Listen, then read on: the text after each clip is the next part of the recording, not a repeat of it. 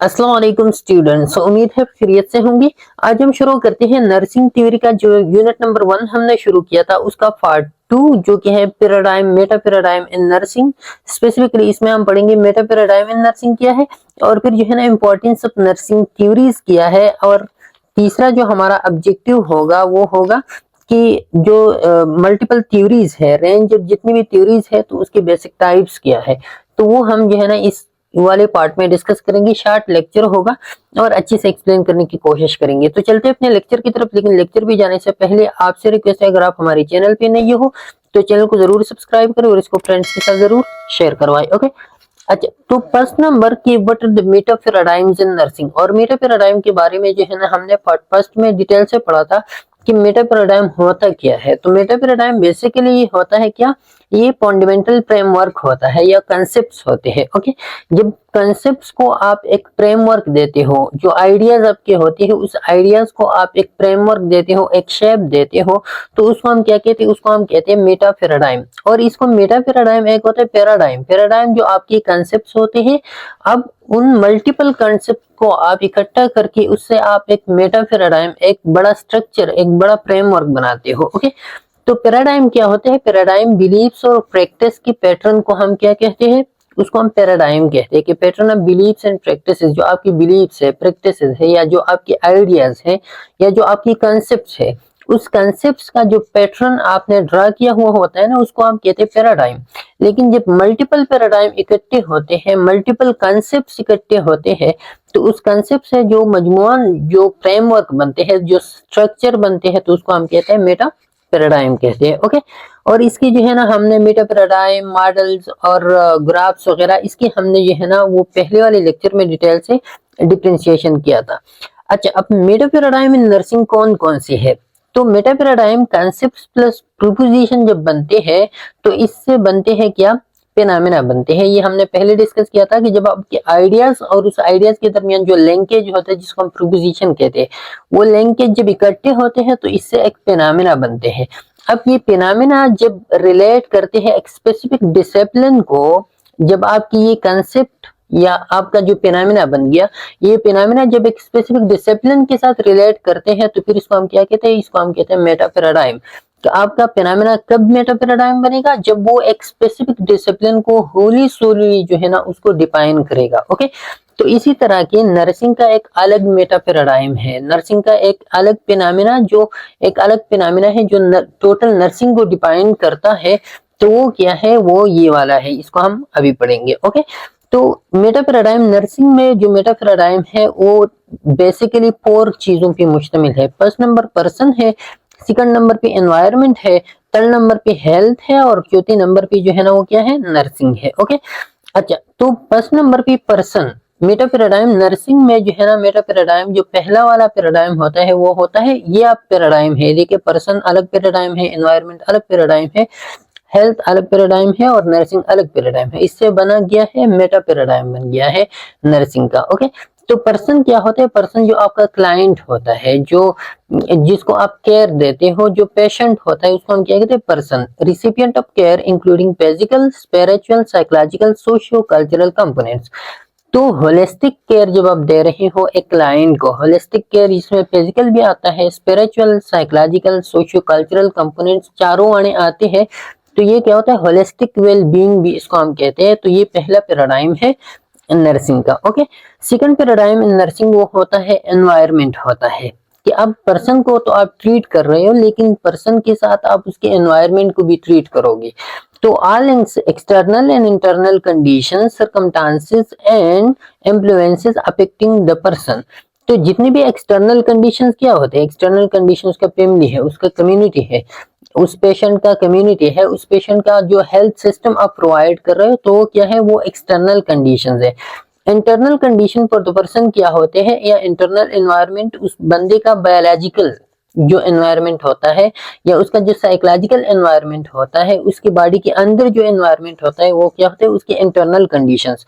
तो ये इंटरनल और external conditions and circumstances and influences affecting the person. और जितनी भी सर्कमस्टांस जितनी भी कंडीशंस हो, चाहे वो पोल्यूशन हो, चाहे वो क्लीनलीनेस हो, चाहे जो भी हो, या और कोई ऐसी फैक्टर्स हो जो पेशेंट को या पर्सन को जो है ना इस पर्सन वाले पैराडाइम को अफेक्ट करते हो, तो उसको हम क्या कहते हैं, उसको हम कहते हैं एनवायरमेंटल पैराडाइम कहते हैं। ओके, अच्छा, तीसरा पैराडाइम जो है ना वो है हेल्थ है। अब आप पर्सन को भी आपने जो है ना ट्रीट किया, उसके एनवायरमेंट को भी, लेकिन ये ट्रीटमेंट का पर्पस क्या होगा, वो हेल्थ होगा। तो द डिग्री ऑफ वेलनेस और illness experience by the person are mutually decided by person and nurse. तो ये क्या होता है, वेलनेस और इलनेस का जो एक्सपीरियंस होता है, उसका जो डिग्री होता है, उसको हम क्या कहते हैं, उसको हम कहते हैं हेल्थ। और ये पहले से जो है ना आपको इसके डिटेल के बारे में जो है ना वो पता होगा। Okay, person are mutually decided by person and nurse. अब ये जो होता है ना ये हेल्थ, तो हेल्थ नर्स और पर्सन या पेशेंट दोनों डिसाइड करते हैं। अब ऐसा भी नहीं है कि आप जो है ना एक नर्स है वो केयर प्रोवाइड करे तो लाजमी जो है ना वो बंदा हेल्दी होगा, या ऐसा भी नहीं है कि एक पर्सन है वो खुद जो है ना अपने आप को ट्रीट कर रहा है या अपनी एक्सपीरियंसेस अच्छे बता रही है तो वो लाजमी हेल्दी होगा। नहीं, एक पेशेंट ऐसा हो सकता है कि वो जो है ना अपने आप को वेल्दी समझता हो, लेकिन उसका कोई इंजरी वगैरह हुआ हो, कोई और इस तरह की कट लगा हुआ हो, तो वो जो है ना वो इल हो सकता है। तो हेल्थ क्या होता है, हेल्थ पर्सन भी जो है ना डिस्क्राइब करेगा कि म्यूचुअल डिसीजन होगा कि उसका जो लीड एक्सपीरियंसेस है पर्सन का, और दूसरा नर्स भी जो है ना इसको एक्सपीरियंस करेगा। Nurse recognise the spectrum of health and illness. Nurse जो है ना बताएगा कि आप कितनी जो है ना ये वाला जो आप बता रहे हो ये जख्म है। फॉर एग्जांपल कोई बंदा है वो मेडिकेशन ले रहा है डायबिटीज की, तो डायबिटीज की मेडिकेशन ले रहे हैं और वो अपने आप को अच्छा फील कर रहा है, तो अपने आप को हेल्दी नहीं कहेगा, क्योंकि नर्स उसको बता रहा है कि आप मेडिकेशन की वजह से आपका थोड़ा सा गुजारा हो रहा है, लेकिन आप हेल्दी नहीं हो। अब जब ये मेडिकेशन छोड़ोगे तो आपको जो है ना ये हेल्थ जो है ना आपका दोबारा खराब हो सकता है। ओके, चौथा पैराडाइम जो है ना वो नर्सिंग है। नर्सिंग क्या होता है, actions, characteristics and attributes of a person giving care. तो ये जो पर्सन केयर दे रहा है, मतलब ये कि जो नर्स होता है, जो नर्स केयर दे रहा होता है, तो उसको हम, ये चौथा पैराडाइम है, उसकी एक्शंस, उसकी कैरेक्टरिस्टिक्स, उसके एट्रीब्यूट्स, ये सारे जो है ना किया है ये नर्सिंग में आते हैं। तो ये क्या काम करता है, assist needs, create plan, intervene और एडुकेट्स। ये नर्स का काम होता है जो नर्सिंग प्रोसेस के थ्रू जो है ना वो पेशेंट को ट्रीट कर रहा है। तो ये 4 पैराडाइम्स है नर्सिंग की, जिससे जो है ना नर्सिंग का मेटा पैराडाइम जो है ना वो बनता है। ओके, अच्छा, अब importance of nursing theory. Nursing theory की इंपॉर्टेंस क्या है, तो structure and organisation to nursing knowledge. सबसे पहले जो है ना ये एक स्ट्रक्चर, एक फ्रेमवर्क जो है ना वो प्रोवाइड करता है, और दूसरा जो है ना organisation of the nursing knowledge करता है, मतलब ये कि जितने भी नर्सिंग नॉलेज है उसको एक ऑर्डर फॉर्म देता है, एक पैटर्न देता है, एक फ्रेमवर्क देता है अंडरस्टैंडिंग के लिए। ओके, अच्छा, provide foundation for inquiries in a systematic way. अब ये जो है ना जो इंक्वायरीज होते हैं, जो क्वेश्चंस होते हैं, तो उसके लिए एक फाउंडेशन प्रोवाइड करता है, एक बेस प्रोवाइड करता है ऑर्डर फॉर्म में, एक पैटर्नाइज फॉर्म में। ओके, ये थ्योरी करता है ना, थ्योरी सारी चीजों को ऑर्गेनाइज करते हैं, जैसे कि हमने पहले पढ़ा था कि थ्योरी क्या करता है, चीजों को ऑर्गेनाइज करता है, फिर उसको इंटरप्रेट करता है, फिर उसकी रिजल्ट निकालता है। तो ये क्या होता है, थ्योरी होता है। Promotes rationally and systematic nursing practice. ये रेशनली भी प्रोवाइड करता है थ्योरी, क्योंकि ये रीजन जो काम आप करते हो तो उसके लिए थ्योरी में रीजंस होते हैं कि ये काम क्यों करते हो। और सिस्टमेटिक नर्सिंग प्रैक्टिस भी प्रोवाइड करते हैं, स्टेप वाइज नर्सिंग प्रैक्टिस भी, क्योंकि बगैर थ्योरी के अगर आप चलते हो तो आपके पास वो स्टेप्स नहीं होंगे कि अभी इसके बाद क्या करना है, इसके बाद क्या करना होता है, ये स्टेप्स आपके पास फिर नहीं होती। Define and clarifying nursing.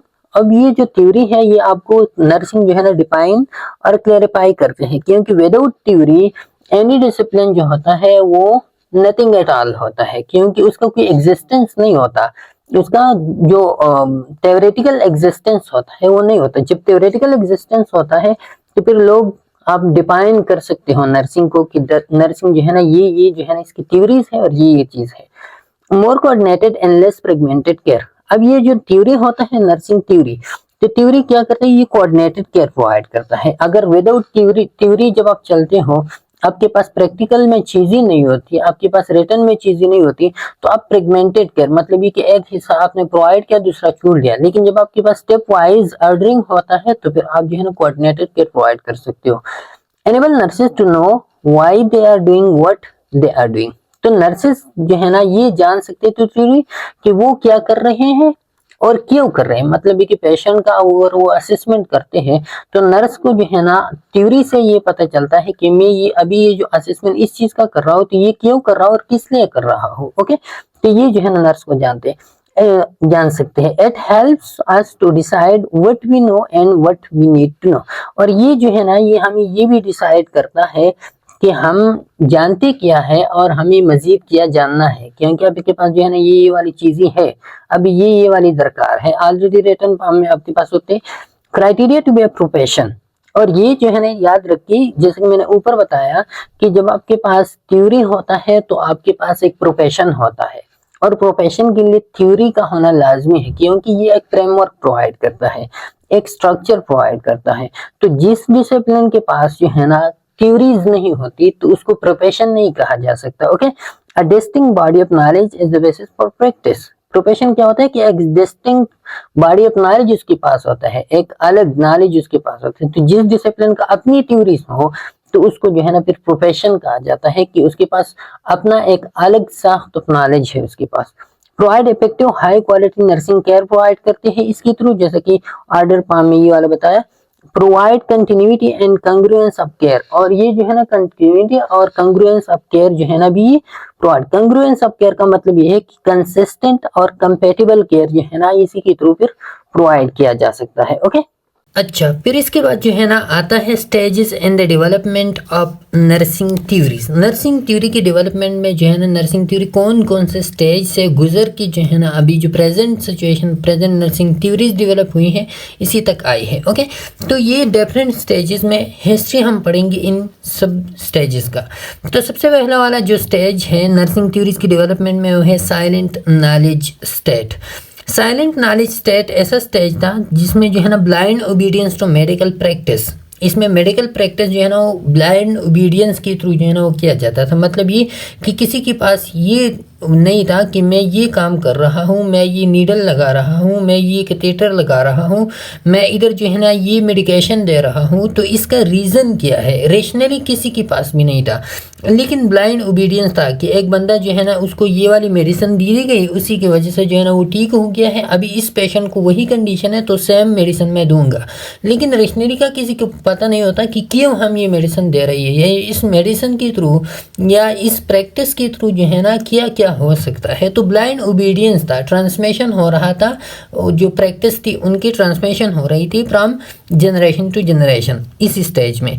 Little attempt to develop theory, इसमें जो है ना थ्योरी डेवलपमेंट के लिए बहुत कम कोशिशें की गई। मतलब ये कि कोई थ्योरी डेवलप करना नहीं चाहता था, बस सैम्पल सी वही कि वही जो है ना वो generation to generation practice change हो रहा था और उन प्रैक्टिस पे जो है ना अमल हो रहा था। ओके, अच्छा, research was limited to collection of epidemiological data, और इसमें जो है ना रिसर्च जो है ना सिर्फ एपिडेमियोलॉजिकल डेटा तक कलेक्ट था। मतलब ये कि सिर्फ जो है ना वो लोग डेटा को कलेक्ट करते थे और इसी की बेस पे रिसर्च करती थी। बाकी जो है ना एपिडेमियोलॉजिकल डेटा की और जो है ना वो कुछ जो साइंटिफिक अप्रोचेस हैं या इस तरह की कुछ और जो टेक्निक्स मेथड्स वगैरह वो यूज़ नहीं करते थे, लेकिन सैंपल जो है ना वो नॉन एक्सपेरिमेंटल डेटा को कलेक्ट करते थे। Okay, unfortunately with few exception this model of nursing education persisted for more than 80 years, और 80 ईयर्स से ज़्यादा जो है ना ये मॉडल, ये जो साइलेंट स्टेज मॉडल है, ये जो है ना किया था, ये परसिस्टेड था। लेकिन कुछ एक्सेप्शन, कुछ ईयर्स वगैरह में जो है ना इस तरह की ये वाला मॉडल जो है ना वो नहीं अप्लाई किया गया था। बाकी तकरीबन 80 ईयर तक जो है ना यही मॉडल वो परसिस्टेड था। ओके, अच्छा, since the early 1950s many nursing theories have been systematically developed to help describe, explain and predict the phenomena of concern to nursing। तो 1950 से लेके बहुत सारी थ्योरी जो है ना वो क्या है been systemically develop to help, लेकिन 1950s के बाद जो है ना बहुत सारी थ्योरी जो है ना वो order by order, step by step जो है ना वो क्या हो गई है, वो डेवलप हो गई है to explain and product the phenomena of nursing concern to nursing. Nursing के जितने भी कंसर्न्स है उन कंसर्न्स को जो है ना प्रोडक्ट करना, उनको सॉल्व करना, उनके लिए जो है ना सिस्टेमिकली फिर बाद में बहुत सारी थ्योरी जो है ना वो डेवलप हो चुकी। लेकिन 1950s तक जो है ना किया था साइलेंट स्टेज मॉडल जो है ना फॉर 80 ईयर ये परसिस्ट था। फिर दूसरा जो स्टेज आया वो था रिसीव्ड नॉलेज स्टेज।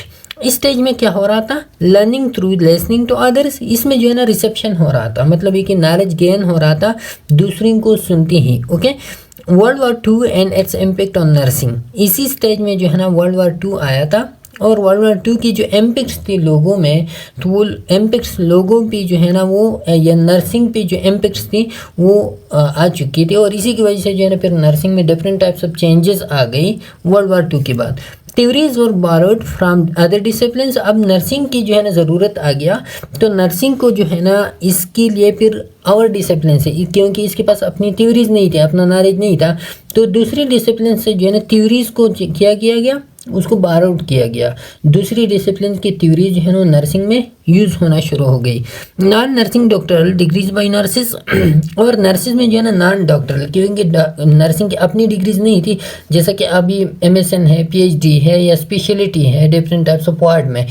उस वक्त जो है ना ये वाली डिग्री नहीं थी। लोग सोशियोलॉजी में जो है ना वो डिप्लोमा कर रहा था, या MS कर रहा था, PhD कर रहा था, या कोई और फील्ड में जो है ना वो इस तरह की डॉक्टरल डिग्री जो PhD होता है तो वो करते थे। Reliance on psychologist, educationist, sociologist, anthropologist. और इसी स्टेज में नर्सिस का रिलायंस, मतलब ये कि एजुकेशन बेस पे या नॉलेज बेस पे रिलायंस जो है ना वो साइकोलॉजिस्ट पे होता था, एजुकेशनिस्ट पे सोशियोलॉजिस्ट और एंथ्रोपोलॉजिस्ट, क्योंकि इनके पास अपना नॉलेज नहीं था। ओके, फिर थर्ड स्टेज आ गया सब्जेक्टिव नॉलेज का। सब्जेक्टिव नॉलेज में क्या हुआ, authority was internalise to rise a new sense of self. अब नर्सिंग की जितना भी अथॉरिटी था तो उन्होंने इस बात को अपनाया कि हम क्या करें, न्यू सेंस ऑफ सेल्फ उसमें पैदा हो गया कि हम खुद से जो है ना अपना काम करें, नर्सिंग जो है ना हम इंडिपेंडेंट बना दें। And a negative attitude toward borrowed theories and science emerged. अब ये जो लोग बारोड करते थे थ्योरीज, तो उसी के थ्रू जो है ना इसी के बारे में एक नेगेटिव परसेप्शन पैदा हो गई कि ये काम गलत है, हम खुद इंडिपेंडेंट लोग हैं, हमें एक इंडिपेंडेंट थ्योरी जो है ना अडॉप्ट करनी चाहिए। दूसरे लोगों की थ्योरी जो है ना वो क्या होती है, वो किस्म एक चोरी होते हैं, और हमने वो नहीं करनी। Nurse scholars focused on defining nursing and developing nursing theories. अब जो नर्स स्कॉलर थे उन्होंने जो है ना फोकस शुरू किया कि हम नर्सिंग को डिफाइन करें, नर्सिंग थ्योरीज को डिफाइन करें।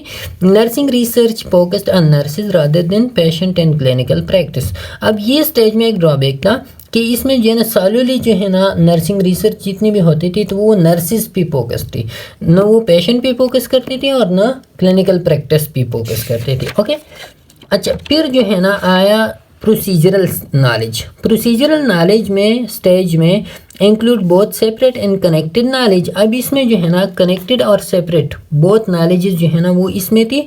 और इसमें क्या हुआ, इसमें जो बेसिकली सेपरेट नॉलेज क्या होता है कि वो जो है ना स्टेप बाय स्टेप या कंपोनेंट्स ऑफ प्रोसीजर को जो है ना स्टेप बाय स्टेप या इंडिविजुअलाइज स्टेप वाइज जो नॉलेज होता है उसको हम सेपरेट नॉलेज। कनेक्टेड नॉलेज जो होता है कि डिफरेंट पार्ट्स ऑफ प्रोसीजर जब आप इकट्ठा करते हो, कोऑर्डिनेटिवली जब आप काम करते हो तो कनेक्टेड नॉलेज होता है।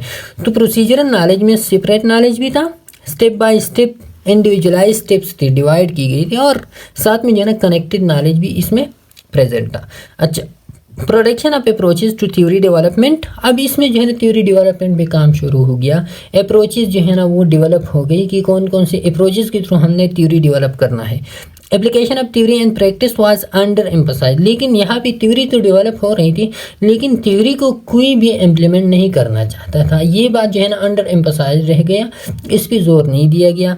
फिर emphasis was on procedure to acquire knowledge. और यहाँ पे थ्योरी पे फोकस नहीं था, यहाँ पे प्रोसीजर पे फोकस ज़्यादा था। थ्योरी तो डेवलप हो रही थी लेकिन उन थ्योरी को प्रैक्टिकल में नहीं लाया गया था। यहाँ पे जो है ना प्रोसीजर पे जो है ना वो फोकस कर रहा था नॉलेज के लिए। ओके, नॉलेज एक्वायरमेंट के लिए वो प्रोसीजर पे फोकस कर रहा था कि प्रोसीजर्स के डिफरेंट प्रोसीजर के थ्रू जो है ना कौन सी नॉलेज अटेन हो सकती है। फिर चौथा जो स्टेज था, पांचवा, तो वो क्या था, वो कंस्ट्रक्टेड नॉलेज स्टेज था। इस स्टेज में combination of different types of knowledge, जब बहुत सारी नॉलेज जो है ना इकट्ठी की गई। Focus that nursing knowledge be based on prior empirical studies, theoretical literature, client report and clinical experiences। अब जो हमने पिछले वाली में पढ़ा ना उस स्टेज में जो सब्जेक्टिव नॉलेज स्टेज था कि जहाँ पे जो है ना सिर्फ नर्सिस पे फोकस हो रहा था और पेशेंट और क्लिनिकल पे फोकस नहीं हो रहा था। तो इधर कंस्ट्रक्टेड नॉलेज में साथ में यहाँ पे प्रोसीजर भी फोकस हो रहा था, उधर जो है ना नर्सिस भी फोकस हो रहा था। यहाँ पे जो है ना तीनों पे हम एम्पेरिकल स्टडी मतलब ये कि प्रोसीजर या प्रैक्टिकल नॉलेज भी फोकस हो रहा था, थ्योरेटिकल लिटरेचर पे भी फोकस हो गया और क्लिनिकल रिपोर्ट और क्लिनिकल एक्सपीरियंसेस पे भी फोकस किया गया। ओके, इसी कंस्ट्रक्टेड नॉलेज स्टेज में नर्स स्कॉलर इंसाइट और related knowledge about the phenomena of nursing, और नर्सिंग स्कॉलर जो थे या उनके इंसाइट जो था और related knowledge about the phenomena of nursing. तो नर्सिंग स्कॉलर का जो इंसाइट था वो किस चीज़ पे था, वो about the phenomena of nursing, nursing के फिनोमेना को जो है ना एक्सप्लेन करना। जैसे कि हमने उधर पैराडाइम की बात की ना, तो सेम इज़ द केस कि वही पैराडाइम जो है ना वो इधर इन नर्सिस स्कॉलर का जो नॉलेज था, जो इंसाइट था, वो अबाउट यही फिनोमेना की थी। ओके, इस पे फोकस किया गया कंस्ट्रक्टेड नॉलेज में और यही डेवलप की गई। ओके, अच्छा फिर जो है ना इंटीग्रेटेड नॉलेज, इसके बाद फिर आगे integrated assimilation and application of evidence from nursing and other health care discipline. तो यहाँ पे जो है ना इंटीग्रेटेड नॉलेज में जो एविडेंस थी उस एविडेंस को जो है ना क्या की गई, वो अप्लाई की गई। मतलब ये कि अब नॉलेज जो है ना मोर एम्पेरिकल हो गया और assimilation and application of evidence, जो एविडेंस थी जिस चीज़ के लिए रेशनली होना चाहिए था तो वो रेशनली जो है ना इधर एसिमिलेट किया गया, उस रेशनली को जो है ना नर्सिंग नॉलेज में अपनाया गया। Okay, nursing theories will increasingly integrate information from published literature with enhanced emphasis on clinical application as situation specific practice theories and middle range theories। तो यहाँ पे क्या किया गया कि इसी में नर्सिंग जो थ्योरीज थी वो क्या किया गया, वो उन्होंने will increase integrately information, integrated information जो है ना वो इंक्रीज होना शुरू हो गया। इंटीग्रेट का मतलब ये है कि डिफरेंट पब्लिश लिटरेचर से जो है ना वो इंफॉर्मेशन लेती थी नर्सिंग थ्योरीज में, और इसी नर्सिंग थ्योरीज को जो है ना फिर क्लिनिकल एप्लीकेशन में लाया गया। किस चीज़ में, क्लिनिकल एप्लीकेशन में। जैसा कि उन नर्सिंग थ्योरीज को जो है ना हम बाद में पढ़ेंगे कि यहाँ पे जो है ना स्पेसिफिक थ्योरी है या मिडिल रेंज थ्योरी या स्पेसिफिक और प्रैक्टिस थ्योरी या मिडिल रेंज थ्योरीज, ये ऐसी थ्योरीज पेश की गई जो प्रैक्टिकल में लाने वाली थी, जो प्रैक्टिकल में लाए जा सकती थी। तो ऐसी थ्योरी जो है ना फिर सामने आ गई। ओके, अच्छा तो इसी थ्योरी को जो है ना या प्रैक्टिस थ्योरी या मिडिल रेंज थ्योरी अभी हम पढ़ते हैं। रेंज ऑफ थ्योरीज, तो रेंज ऑफ थ्योरीज जो है ना ग्रैंड थ्योरी, मेटा थ्योरी और middle range theory, practice theory. तो ये रेंज ऑफ थ्योरीज है अभी जो है ना Walker and Avant identify 4 levels of theory. ये 4 लेवल ऑफ थ्योरी जो है ना वाल्कर एंड इवेंट ने जो है ना वो आइडेंटिफाई की थी। तो 1 बाय 1 हम पढ़ते हैं और फिर इसी के जो है ना जो दूसरा यूनिट होता है तीसरा, तो उसमें जो है ना फिर इसका एक्सप्लेनेशन है। ओके, अच्छा तो सबसे पहला जो थ्योरी आता है मेटा थ्योरी। मेटा थ्योरी ये सबसे बड़ा कंसेप्ट होता है, जैसा कि मेटा पैराडाइम का होता है।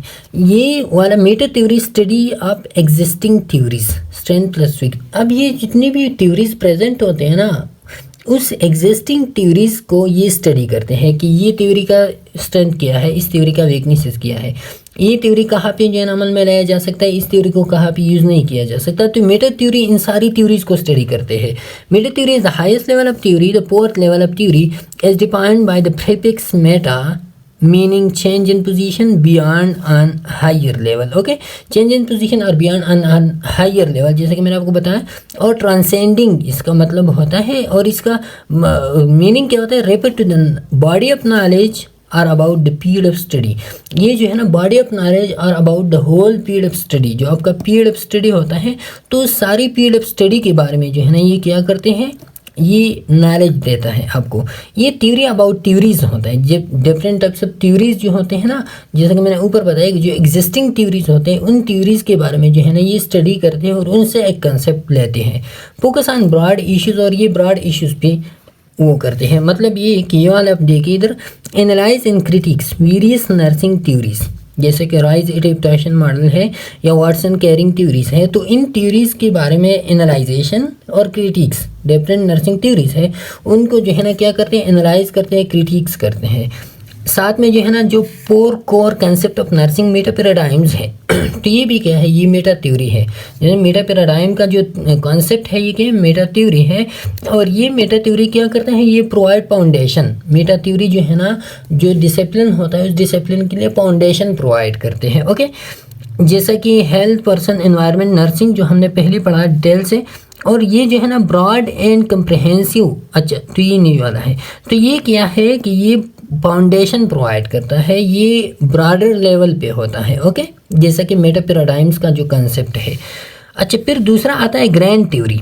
ग्रैंड थ्योरी इसी से थोड़ी नीचे लेवल पे होता है, लेकिन बाकी की बनिस्बत जो है ना ये भी हायर लेवल पे होता है। और ये broad and comprehensive explanation but narrow and concrete than meta theory. अब ये जो है ना, जो इससे नीचे वाली थ्योरीज अभी आएंगे तो उसी थ्योरी के मुकाबले में ये ब्रॉड और कम्प्रहेंसिव है, लेकिन मेटा थ्योरी के मुकाबले में ये नैरोड और कंक्रीट है। ओके, इसी के मुकाबले में, बाकी थ्योरीज के मुकाबले में ये एब्स्ट्रैक्ट है बहुत ज़्यादा और साथ में ब्रॉड भी है। Okay, macro level of theory ये होता है और compose of abstract concept and relation. And relationship में जो है ना, इसमें एब्स्ट्रैक्ट कॉन्सेप्ट होते हैं, लेकिन less abstract than meta theory but more aspects abstract than the middle range और practice theory. Okay, this facilitates description but is not capable of research verification. ये डिस्क्रिप्शन तो देते हैं, लेकिन ये रिसर्च वेरिफिकेशन के लिए यूज़ नहीं होती, क्योंकि ये मोस्ट ज़्यादा एब्स्ट्रैक्ट ये थ्योरी होता है। Attempt to explain broad areas, और ये भी ब्रॉड एरियाज जो है ना वो एक्सप्लेन करते हैं framework for interpreting specific situation.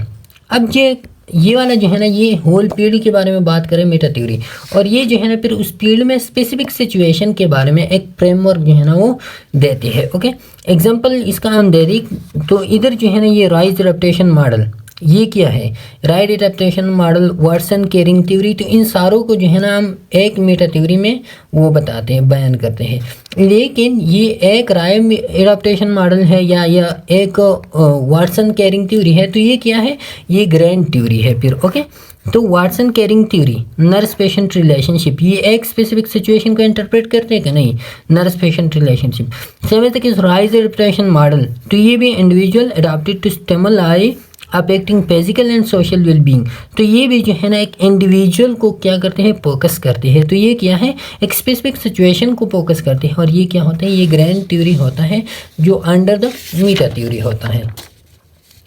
इस तरह की और एग्जांपल है जैसे कि फ्लोरेंस नाइटिंगेल का थ्योरी एनवायरमेंटल थ्योरी है, तो ये एनवायरनमेंट पे फोकस करते हैं।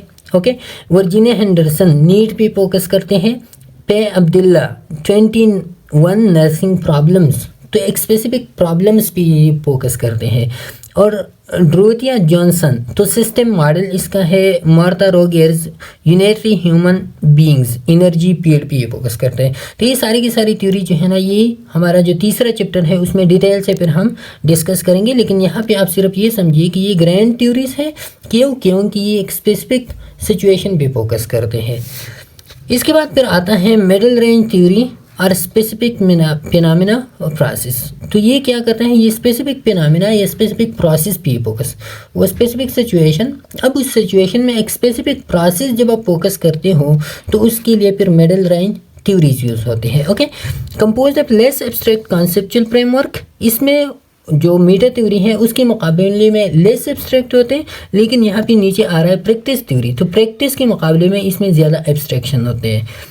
Closely align to observable reality this capable of research verification, अब इसमें जो है ना एब्स्ट्रैक्ट इतनी ज़्यादा नहीं है और ये ऑब्जर्वेबल रियलिटी के करीब होता है।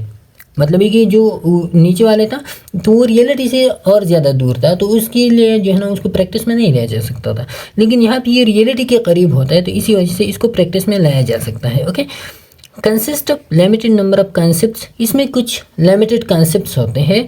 और मिडल रेंज थ्योरीज और सब्सटेंशियली स्पेसिफिक, ये जो है ना क्या होता है, ये स्पेसिफिक होता है, सब्सटेंशियली बहुत ज़्यादा स्पेसिफिक टू स्पेसिफिक प्रोसेस होता है। जैसा कि ऊपर वाला था वो भी स्पेसिफिक था, लेकिन इसके मुकाबले में ज़्यादा स्पेसिफिक नहीं था, वो स्पेसिफिक सिचुएशन को डिफाइन कर रहा था। अब ये स्पेसिफिक प्रोसेस और फिनोमेना को डिफाइन कर रहा है। एग्जाम्पल इसका social support, quality of life या हेल्थ प्रमोशन, तो ये इसके एग्जाम्पल है। जैसे कि connecting theoretical foundation to practical application, इसका मेन फंक्शन ये होता है मिडिल रेंज थ्योरी का कि ये जो ऊपर वाली मेटा थ्योरी हमने एक्सप्लेन किया या जो दूसरा वाला हमने एक्सप्लेन किया ये ग्रैंड थ्योरी, तो वो एब्स्ट्रैक्ट था, वो थ्योरेटिकल था, मोर थ्योरेटिकल था, एप्लीकेबल नहीं था।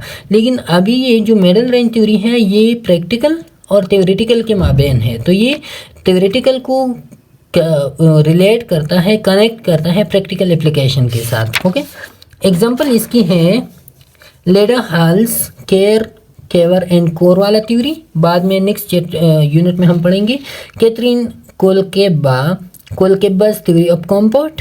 तो ये भी एक स्पेसिफिक प्रोसेस को वो करते हैं और ये भी एक स्पेसिफिक प्रोसेस ऑफ कंपाउंड जो है ना उसको फोकस करते हैं। इस तरह मेडलिन लेंजर का जो थ्योरी है, theory of transcultural nursing, तो transcultural nursing specific phenomena को ये क्या करते हैं, वो फोकस करते हैं। ओके, फिर इसके बाद आता है प्रैक्टिस थ्योरी।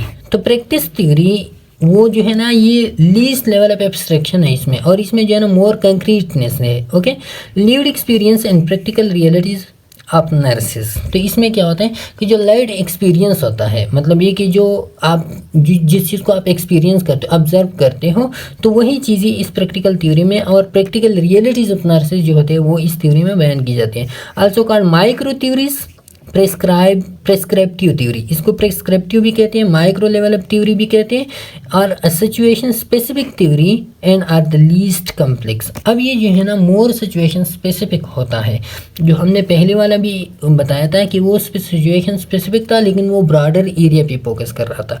अब ये सिचुएशन स्पेसिफिक थ्योरी है लेकिन ये नैरोड एरिया पे फोकस करता है। Okay, produce specific direction for nursing practice. अब ये जो है ना नर्सिंग प्रैक्टिस के लिए स्पेसिफिक डायरेक्शन जो है ना वो क्या करते हैं, प्रोवाइड करते हैं। मतलब ये कि प्रैक्टिकल थ्योरी होता है। Infant bonding and oncology pain management, तो ये एग्जांपल है कि एनपेंट जो बॉन्डिंग एनपेंट और मदर के होते हैं, या ऑन्कोलॉजी वार्ड में जब आप पेन मैनेजमेंट करते हो तो वो किस थ्रू आप करते हो, उसके लिए कौन सी थ्योरीज यूज़ होते हैं। जो थ्योरी उस चीज़ के लिए यूज़ होते हैं तो डायरेक्टली वो एप्लीकेबल होते हैं। इस तरह की जो फेमिनिस्ट नर्सिंग थ्योरी है तो उसमें क्या था, critic traditional power and promote social justice and nursing practice, तो वो भी इसी के अंडर आते हैं फेमिनिस्ट नर्सिंग थ्योरी। कि उसमें क्या होता है कि उसमें ट्रेडिशनल पावर पे क्रिटिक्स होते हैं और साथ में सोशल जस्टिस एंड नर्सिंग को प्रमोट, नर्सिंग प्रैक्टिस को जो है ना वो क्या होते हैं, प्रमोट होते हैं। तो ये भी क्या है, प्रैक्टिस थ्योरी का एग्जाम्पल है। ओके, इसके बाद ये वाली हो गई हमारे पास थ्योरी लेवल्स ऑफ थ्योरी के। मेटा थ्योरी सबसे पहले था जो बहुत ज़्यादा एब्स्ट्रैक्ट था और इसे रिसर्चेबल नहीं था। फिर ग्रैंड थ्योरी था जो लीस्ट मेटा थ्योरी के मुकाबले लेस एब्स्ट्रैक्ट था लेकिन वो भी रिसर्चेबल नहीं था, प्रैक्टिकल नहीं था। फिर जो है ना इसके बाद आया जो इसके बाद जो दूसरा वाला थ्योरी था वो कौन सा था, जो मिडिल रेंज थ्योरी था। तो वो प्रैक्टिकल था, वो स्पेसिफिक फिनोमेना पे फोकस करता था और प्रैक्टिकल था, लेकिन वो प्रैक्टिस थ्योरी से जो है ना वो किया था, वो ज़्यादा एब्स्ट्रैक्ट था। तो इसी वजह से जो है ना सबसे ज़्यादा एप्लीकेबल प्रैक्टिकल थ्योरी जो है, रिसर्चेबल थ्योरी जो थे वो प्रैक्टिस थ्योरी। लेकिन प्रैक्टिस और मिडिल रेंज दोनों जो है ना वो क्या है, वो एप्लीकेबल थ्योरी है या रिसर्चेबल थ्योरीज है। अच्छा, so how do nurses use theory in everyday practice. तो नर्सेज थ्योरी को किस तरह जो है ना अपनी प्रैक्टिस में यूज़ कर सकते हैं। तो थ्योरी के थ्रू जो है ना, थ्योरी से नर्स को पता चलता है कि डेटा को किस तरह ऑर्गेनाइज किया जाता है, फिर उस डेटा को अंडरस्टैंड किस तरह किया जाता है, फिर उस डेटा को क्या करें, एनालाइज किस तरह किया जाता है। Make decision about nursing intervention, उस थ्योरी में उसी स्पेसिफिक फिनोमेना के लिए जो इंटरवेंशन यूज़ हुई होते हैं तो उसी इंटरवेंशन को आप के बेस पे डिसीजन लेते हैं। प्लान पेशेंट केयर, उसी जो थ्योरी है, थ्योरी में जो प्लान है उस प्लान के हिसाब से उसके लिए प्लान बनाते हैं पेशेंट के लिए। Predict outcomes of the care and evaluate patient outcome, फिर उसके आउटकम को प्रेडिक्ट करते हैं और प्रेडिक्शन तक जो है ना ये थ्योरी के थ्रू करते हैं। फिर जो है ना उसको एवेलुएट पेशेंट आउटकम्स, फिर आउटकम को जो है ना वो एवेलुएट करते हैं कि आया थ्योरी में जो हमने स्टडी किया था वो प्रैक्टिकेबल था या नहीं था, वो जो था वो ट्रू था या नहीं था। तो फिर क्वेश्चन अराइज होते हैं, जैसे कि हमने पहले डिटेल से पढ़ा एक स्पेसिफिक साइकिल नर्सिंग थ्योरीज का। ओके, थ्योरी, रिसर्च और प्रैक्टिस का जो बाद में हम पढ़ेंगे सेकंड यूनिट में। सेकंड यूनिट में हम relationship between nursing theory, research and practice कि प्रैक्टिस, रिसर्च और नर्सिंग थ्योरी जो है ना ये किस तरह रिलेशनशिप है इन तीनों के दरमियान। तो फिर प्रैक्टिस से जो है ना आपको पता चलेगा कि आउटकम जब आते हैं तो ये आउटकम क्वेश्चन राइज करते हैं और फिर जो है ना वो थ्योरी की तरफ में वो चले जाते हैं। ओके, तो ये है कि आप प्रैक्टिकल थ्योरी को किस तरह जो है ना आप एप्लीकेबल करते हो केयर में या नर्सिंग केयर में। इंशाल्लाह नेक्स्ट लेक्चर पे फिर मुलाकात होगी यूनिट 2 में। तब तक के लिए इजाज़त दीजिए, अल्लाह हाफिज़।